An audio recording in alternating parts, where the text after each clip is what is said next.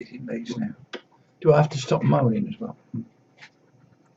นะโมตัสสะภะคะวะโตอะระหะโตสัมมาสัมพุทธัสสะพุทธังสรณังคัจฉามิธัมมังสรณังคัจฉามิสังฆังสรณังคัจฉามิ Good evening, friend in Dhamma, and today we are here, Venerable Panyavajiro and Venerable Panyavajiro. Okay, today we are we would like to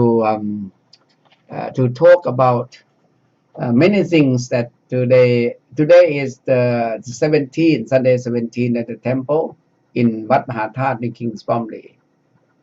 We have a lot of activities, and then throughout the day is rather very busy because of that. And then I realized that today the program, which is the Venerable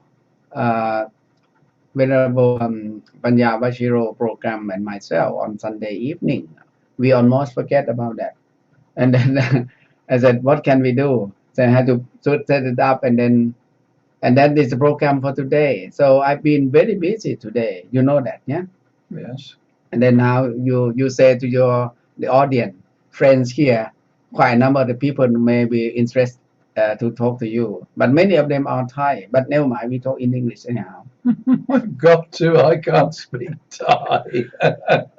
So now You've got the to, Vatsa I'm is afraid. about to end now. Panyavajiro, yeah. You've Yes. been in that Vatsa for almost 3 months. Next week will be ending of our Vatsa. Yes. Yeah. How do you feel? And then how you see the temple activities now? How you respond in this circumstances? Yeah. Like today program, for example. Well, it's about today program. There's a matter chanters. Well, Samatha. Yeah. Samatha is a group of the people who come to learn Buddhist chanting with me for many years. And they came today. You can see that they came very early, about 9 o'clock. Yes. And then throughout this period, we it's a long chanting day for me. It's very long. You see that it's from 9 o'clock to almost 5 o'clock. Yes, but they, Why you ask? What you would like to know? What exactly? well, they're very good. Yes, and But, then I mean, what's the point in teaching English people to chant? Wow. Just for their pleasure? Well, that is the very. I didn't expect you to ask a question. Well, you know that. I know what the point is. No. Well, I think the English people who learn Buddhist chanting with me is with a long history. I like to say briefly about what had happened and how it happened and what is next step for them. Okay. First of all, these people, this group, they've been practice Buddhism for many years before they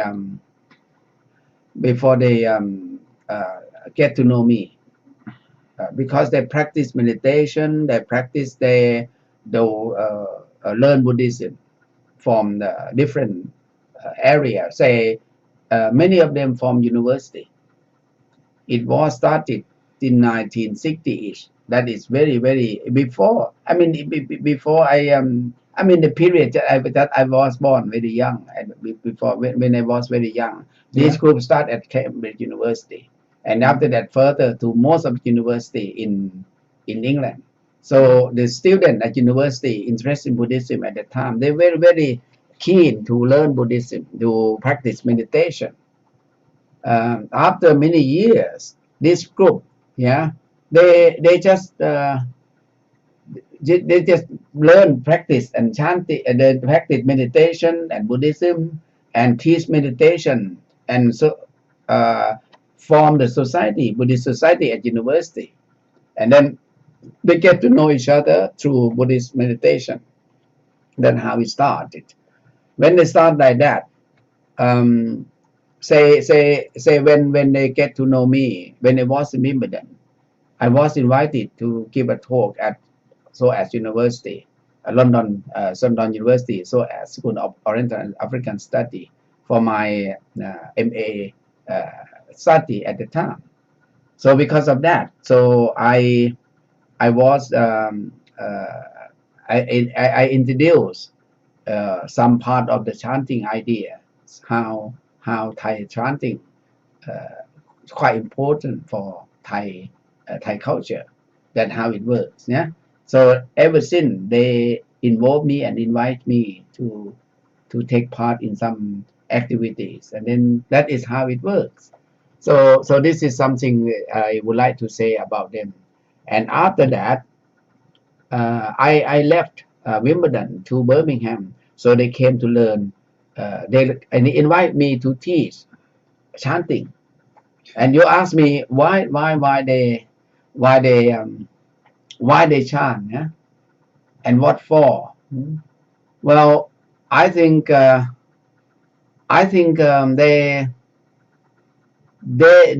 learn.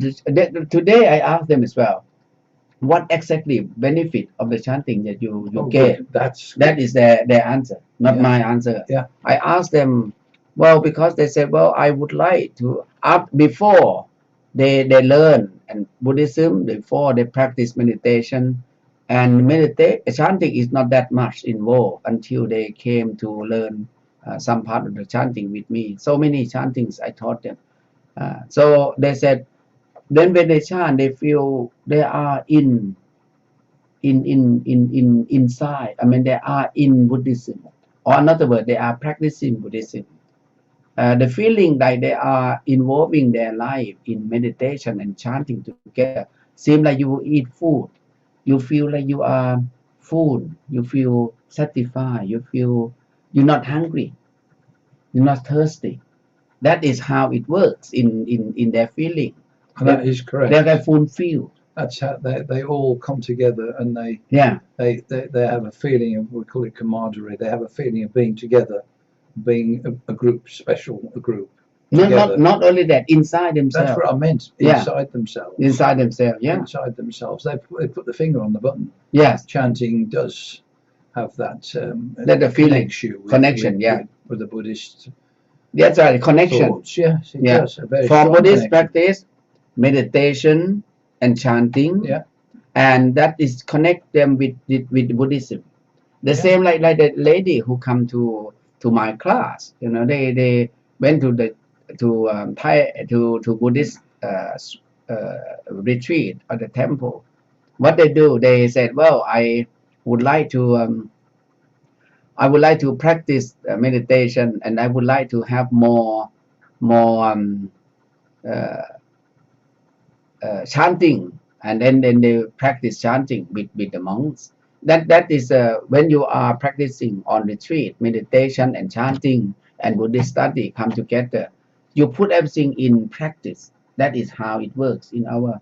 Well, it's a fact of life. I mean, when you're doing the chanting, you're chanting the Buddha's teachings. Yes, that's right. Yeah. And the people want to know what the teachings mean as well. Which Right. is why you came running up to my room this morning for a complete translation of the Mahasamaya, was it? Yes. Well, they chant Mahasamaya. Yeah. this Well, morning, you wanted a complete translation, and you went and found one. So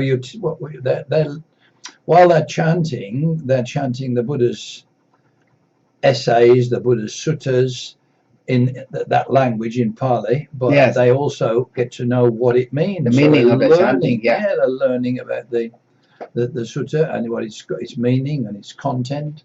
Well, so it's very much closer to Buddhism than just meditating or just whatever. Right. Well, today they came to learn the Anattalakkana Sutta, not Mahasamaya, because that's a Mahasamaya they learn, and they learn about 4 or 5 sutta. Yeah. So today they like to learn extra sutta. It's a Anattalakkana Sutta, which is the sutta for when a Buddha, after he achieved enlightenment, and then he gave the first sermon, Dhammacakkappavattassa, which they learned already. Yeah. And second, they learn Mahasamaya, and then they learn Athitta. And then I forgot to teach them this chanting, because so many chantings, yeah. And I forgot the Anattalakkana Sutta. And then one day I said, would you like to learn this? And they said, oh yes. Did you learn that? Oh, not yet. So they would like to learn whatever chanting is very important chanting or sutra. So that is how it works. So they were here today this morning to learn this Anattalakkana Sutta and also like to know the meaning of the sutta. Yeah. We see they know it before, but they never learned by the teacher. So the teacher didn't.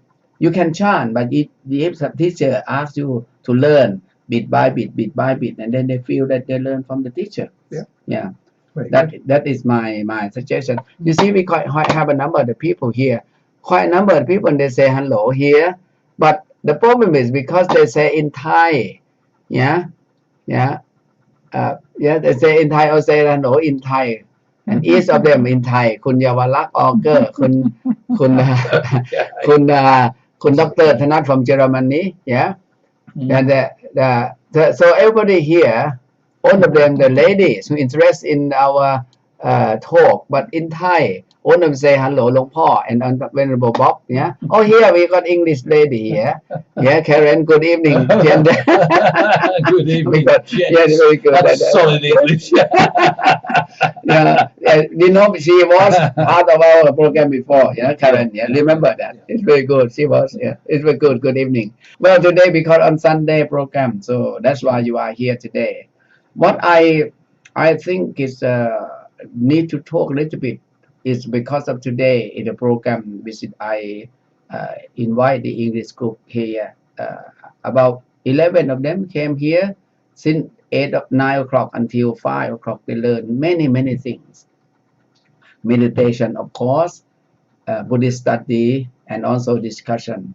Discussion part is very good because they would like to. I like to know about their experience during the time that they the lockdown time, and they use the similar, yeah, use similar with the Zoom. Yes, only use the Zoom. The same like Liz lady, Dr. Thanat from Germany. She also know me through Zoom. We never met each other before. Yeah, that's it. Very good. So now she connect to temple by learning, and we are the same group of learning the Buddhist study. Yeah. So this is some the program throughout the day today with them. It's very good, and I think I would like them to be able to be part of my team of the propagate Buddhism in the future, like you are now. You are part of the temple activities to talk to the people. Anyhow, how you look at the day today? It's a long day. How you You know me by now. I want to see Buddhism spread. Yeah. So I'm very happy to see all these people, all these English people coming from all over. Right. And very happy to see them, and very happy to encourage you to have the strength to keep going with it. I mean, it's a long day. So yes. I'm very happy with today. I can't say much more. Did you have chance to talk to anybody? Oh yes, yeah. Many of them know me in the past. Don't forget we went to Singapore, yes, Malaysia, yes.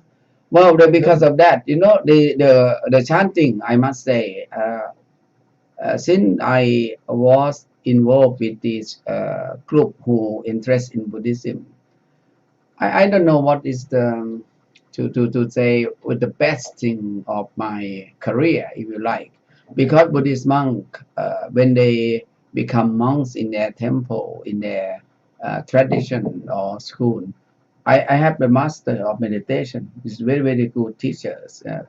Actually, he's one of the first teacher who introduced the rising and falling of meditation practice from the Satipatthana. He from Burma. He's a master of the meditation. The first one is my upachaya, my preceptor. That I'm not very good at that experience. I can only teach myself in somehow, not in detail of the deep meditation practice and experience, and interview the people. That you have to know where you are, your area. However, during this period we have the meditation retreat that finished yesterday for almost 10 days. Yeah. So that is the meditation for the people wherever they are in Thailand or another country like England too. Secondly, the group of meditation, samatha, they very much like to learn more and more in chanting. So that is very good, because if someone interested in meditation, is someone very interested in chanting, so what we just offer what we can to them. Yeah, so I offer my skill of teaching them how to teach to learn and to chant. Yeah. That is my skill. So you can see meditation is part of their life now. Yes. And also chanting is part of their daily practice. Yes. Like the lady here, I can see most of the ladies here who come to my class or on the program now, many of them are interested in chanting and join morning chanting, evening chanting with us. You see that? Why so important? We've just said why it's important, because it's an integral part of the Buddha's Dhamma, really. It's spreading the Dhamma properly, teaching it. Each and every chant is a sutta. Yes, that's very good. An essay, as Yes. it were. Each and every one. And they all have very strong meanings. And depending, I mean, that's why we talk in Thai occasionally, English occasionally, to give people an idea of what the Pali words mean. Don't leave them people out. Right. They get to know. Right. And that's what it's all about, really. So, I'm all for it. And people who come and listen to and join in, better still, morning and evening chanting. I mean, it's just a wonderful thing. Right. And it doesn't matter whether you're Thai or whatever, English or whatever. The more you do of that, the closer you get to the Buddha. Right. There's no doubt you get closer and closer to the Buddha. It's very easy to call yourself a Buddhist. We will have a question about Thai people. What would you experience? I don't know. What was it? About are they really mean about their practice or whatever when you went to Thailand? Oh, I saw when I was in Thailand. I saw the Buddhist way, the Buddhists, people as Buddhists. Right. Well, I didn't really see a Buddhist culture. I see. Not really. I mean, yes, dana was everywhere. Right. But that was also a bit selfish, because they were looking for merit. I see. All the time. So no, I didn't feel that the Thailand I went to anyway was all that Buddhist, to be honest. Why? Why do we look like that? Because it's like England isn't all that Christian. I see. Well, you can know about it, but you can just play what we call lip service. You can just sort of pretend or just, I don't think even pretending, is it? It's not pretending. No, personally, I think the Thai people, they are Buddhists, but they are not in the deep sense of understanding of their in Buddhism. Well, it's more likely that they feel like will. No. In culture itself, they enjoy being part of the culture and practice. But I saw that. But yes. the quality of the teaching is maybe not exactly your as a people they expect you.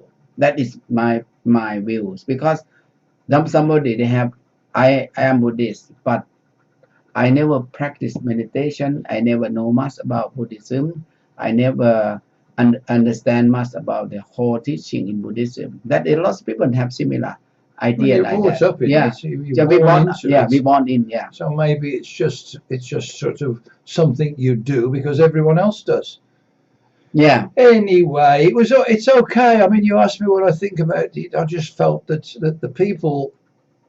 I mean, you have to remember, I'm also with people who are real Buddhists who want to understand the Dhamma. What is real Buddhist in your opinion? People who want to understand the Dhamma, know where we're coming from, where we're going to. Right. What are the reasons for the Buddha's teachings? Right. Alleviation of suffering. Well, yes. Well, that is the point of being. You see, if you ask what exactly the Buddhism about, yeah.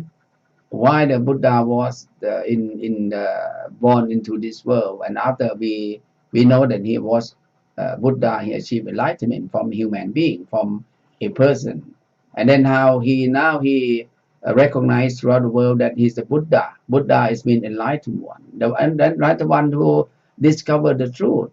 We see the truth is the truth of being, the truth of light, of the own being, and we more or less like enjoy our being. And then when we come to very serious suffering, they not really understand. You may ask me, what exactly is suffering? Yeah, the suffering.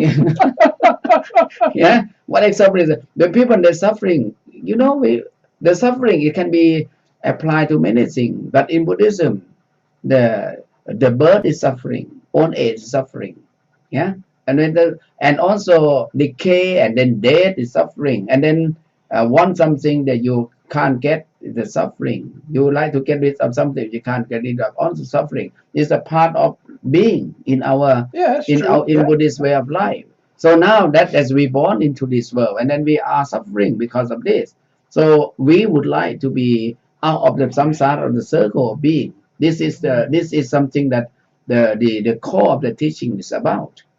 Yes, but it's also on a daily, moment-to-moment basis as well. Yes. I mean, if you follow the Dhamma, you have more happiness each moment.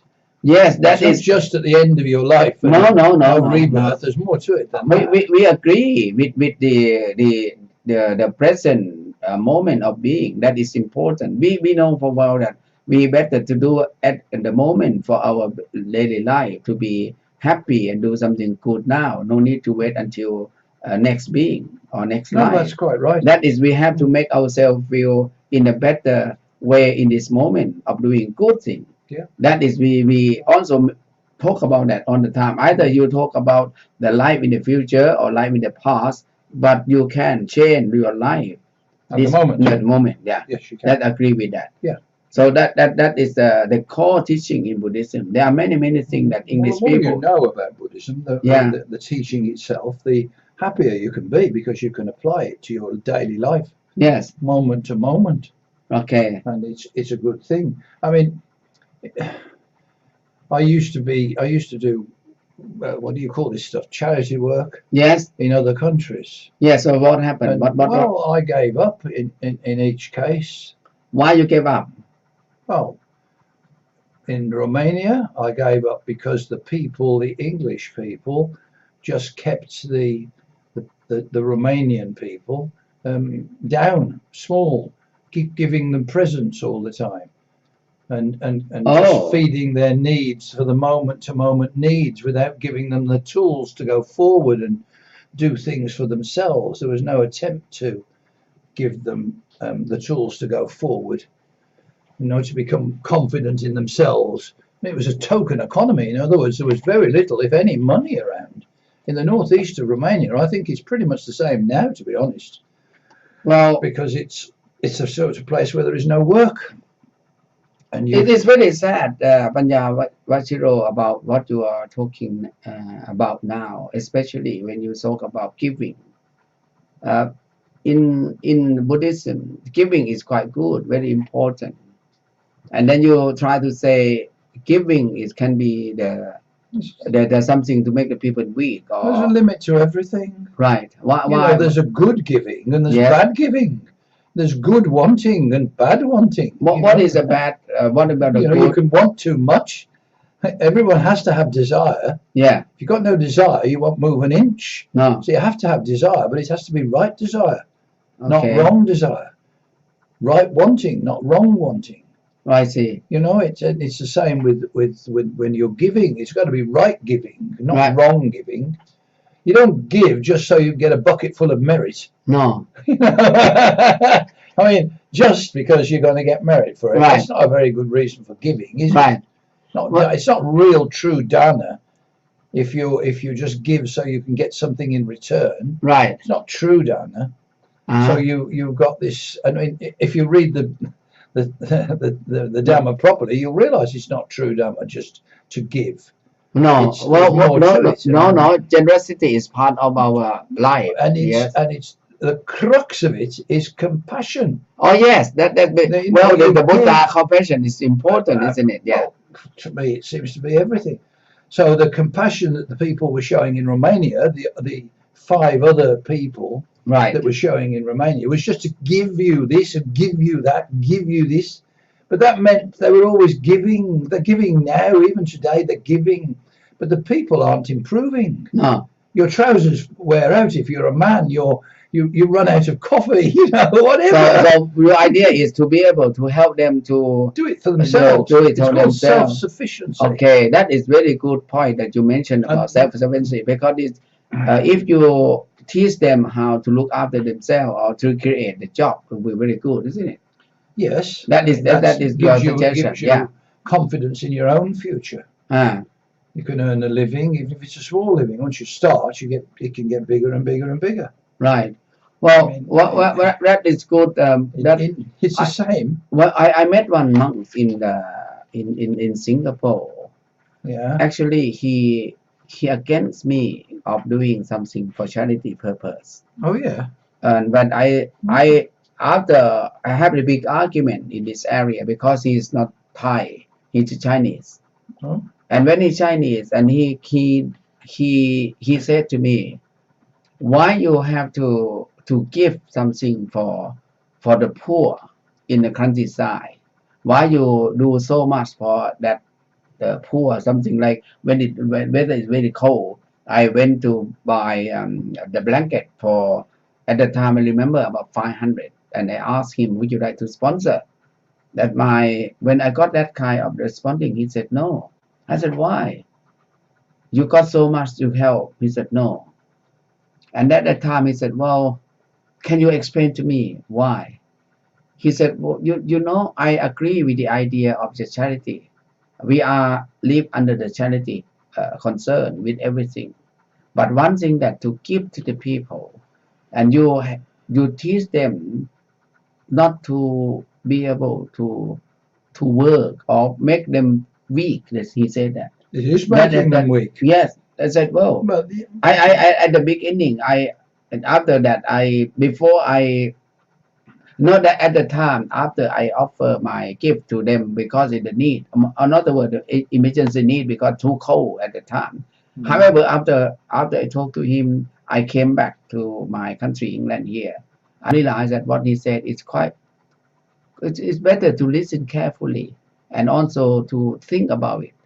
And what he said is quite right in some way, because if we give too much to the people who are waiting for, waiting for us to support, if they can't support themselves, they might just receiving all the time, and they not really want to go do anything. That's what I've just been saying, isn't it? It's exactly that. I agree with that point. But then come to after working for many years with the charity in Thailand, especially for the Anglo-Thai Foundation. And I think, okay, what can I do? So we've been working through education, but we would like to give that kind of the sponsorship for someone who need to go further in their education. That is different.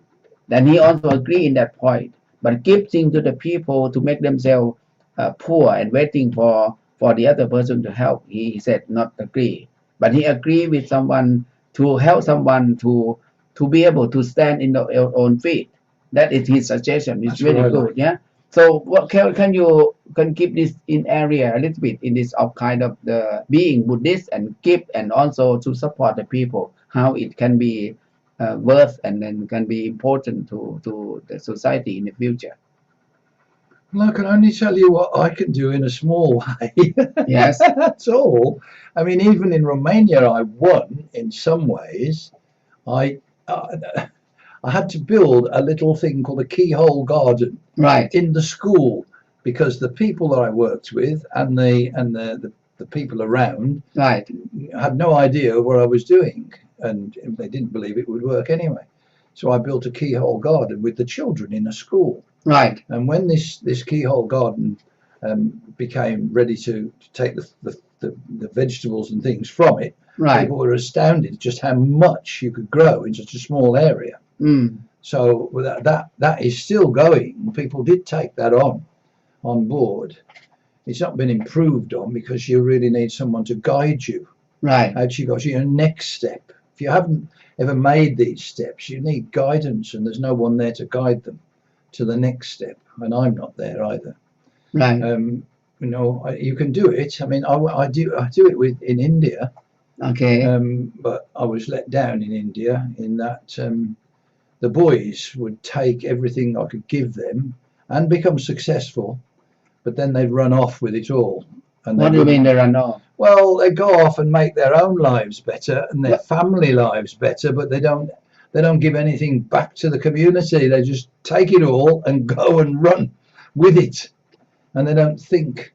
Which is why I've said, you know, girls are less likely to do that. They're much more likely, at least I think, I hope, they're much more likely to give back to their community. So if I were doing that sort of thing again, I would insist on doing it with the girls, to be honest. Right. Well, they let me down badly. I didn't like that. I think, don't you think, if you do something for the people, if the people, they have the ability or skill after you help them or teach them, don't you think it's a good idea wherever they stand, or you would like them to be able to do something similar, like toward the community or society, instead of just themselves? Well, greed. Right. It's a base thing. You know, it kills everything. Greed and ego. Look at me. I see. You know, these things kill community, and the humanity is not going to move forward. No. While you have those as dominant things. I mean, they call it individuality in this country, but it's really ego and greed. It's not good stuff. So yeah, you know, you give back into the community. The word community and you said greed here. Greed is so well, wide. If you get information from the likes of me, yes, and help with your education, right, help with the direction that you take, right, and then you become successful, right, and then you run off and do it for yourself and no one else, that's not good. I see. Well, you think would like to let the people to consider, to be grateful of what they gain from the other, and to be able to do something with everyone else instead of just running off. You know, I didn't like that, so I stopped it. Oh, I see. I've got one lad left now to help. Yeah. What you expect them to be after you say if you know you meet someone in society, what you expect the people in society to do?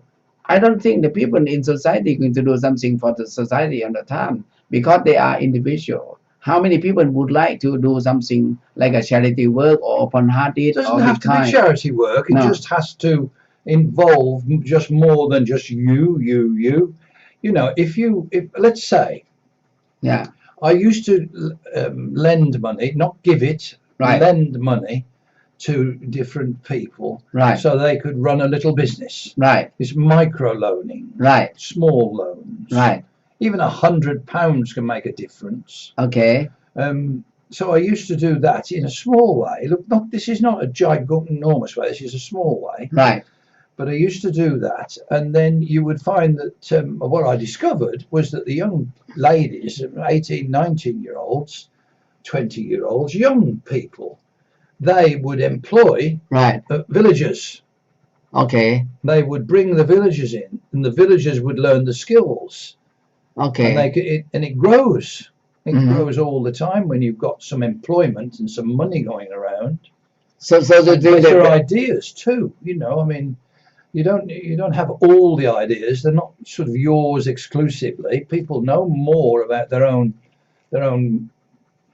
foundations, their own world than you do. And even within that group, you know, people have good ideas, some have bad ideas, but a good idea can be taken on board and you can build on it, and you can build a better community. Started with a village. Okay. And then when you make the village better, other villages will see. I mean, it's called, I just said the word earlier on, didn't I? Self-sufficient. Yeah. And it's real. I mean, when you teach the people how to feed themselves, I am told, I do not know, but I'm told that the area I was in last year or the year before was they grow rice, and then because of the the weather, they Yes, don't grow it again. I see. Right. And then it's all sort of laid to waste or not used or whatever. I don't know, but certainly not making good use of the land they've got.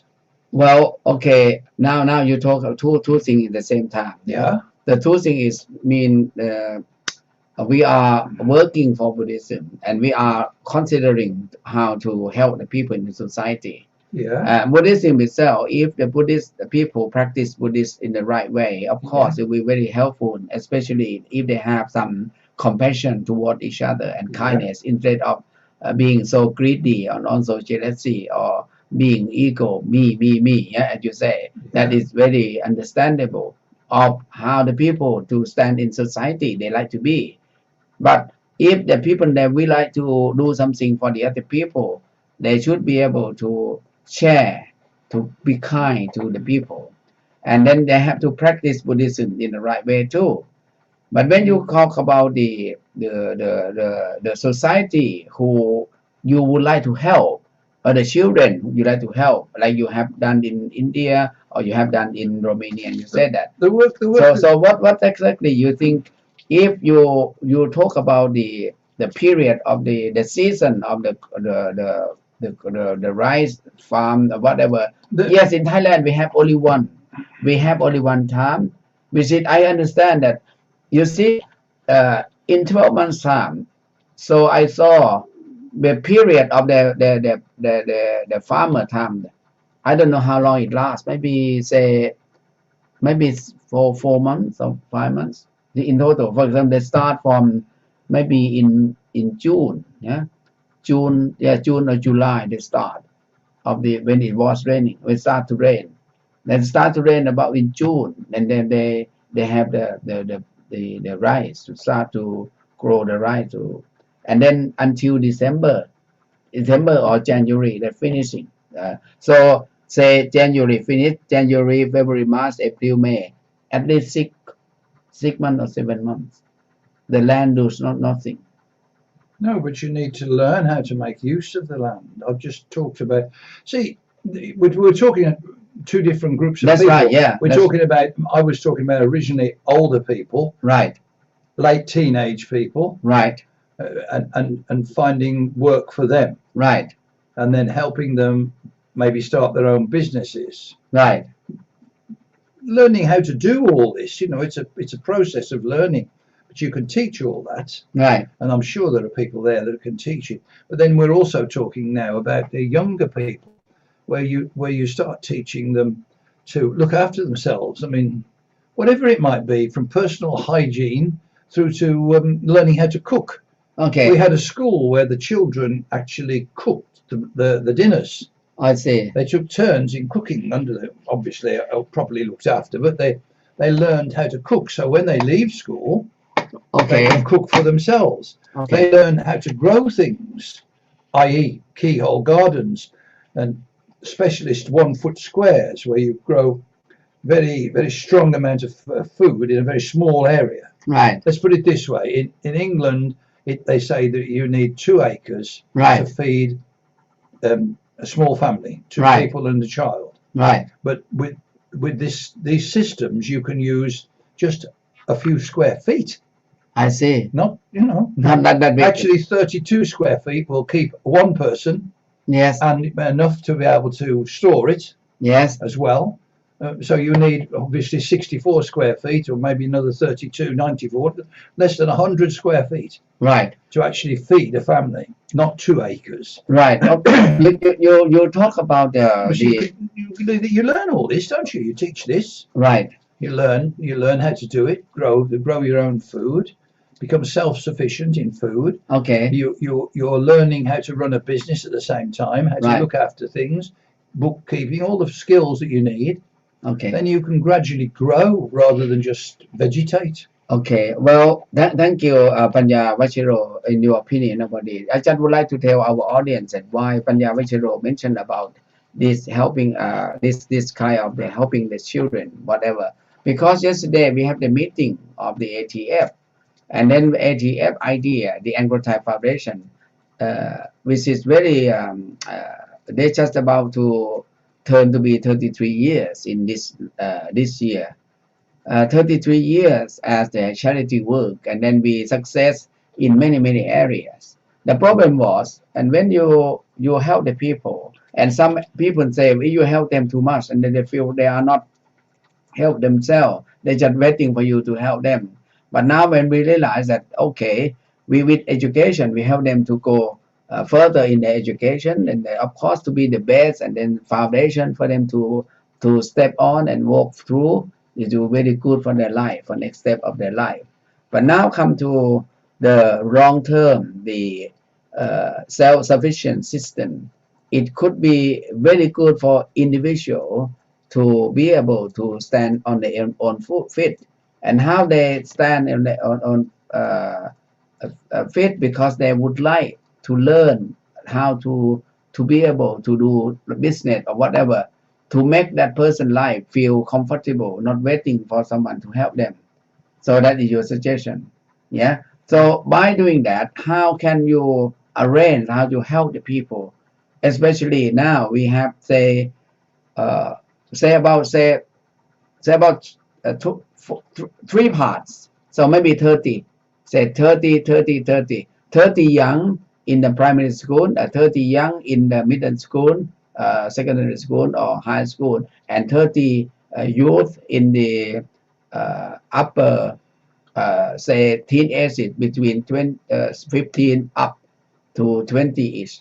So these three groups, what you think the temple or the community or education system can help them to be able to go further than just waiting for someone to help them? Or sometimes at the moment, which I learned from the society out there, they are very poor, but when they are poor, and then they don't really have much chance to go further in education area. For example, it's locked down, there is no further education, where because of some of them don't know how to don't have that kind of the new technology to cope with, or learning online or any kind of the. Well, knowledge is power. Yeah. And it's no good having a little school somewhere and just teaching the minimum that you can get away with. No. I mean, today, one of the things I asked you about your village was, do you have internet there? Oh yes, they have. Oh yeah. Oh yes, but does it get used, or is it just special? I don't know, do I? Well, I think because of the people, they have telephone, they have new thing, but now because of new technology, make the people feel more or less like lazy and go to the wrong direction. Well, I think it's the job of the temple to help guide the people. I mean, it's the Buddha who's guiding the monk. It's the job of the monk to guide the people. And it really doesn't matter whether it's guiding them to be able to become self-sufficient, or whether it's guiding them to understand the Dhamma better, or a mix of both, which is what it is really. I mean, the Buddha's compassion wasn't just some sort of saying, Wherever you read, wherever you push into the Dhamma, you realize that the Buddha's compassion is complete. I see. Well, yes. Put it in the reality of life of the people in society nowadays. As I said earlier, they are Buddhists, but they are not real serious practice. No. Yeah. As you say, lip service. That is understandable, and because of some part of the Thai or some Thai people, they are not really serious about their practice, and then come to be part of their life, their business life, education life. They are not. I don't know what to say about it. If you don't see a use for it, right? Why bother with it?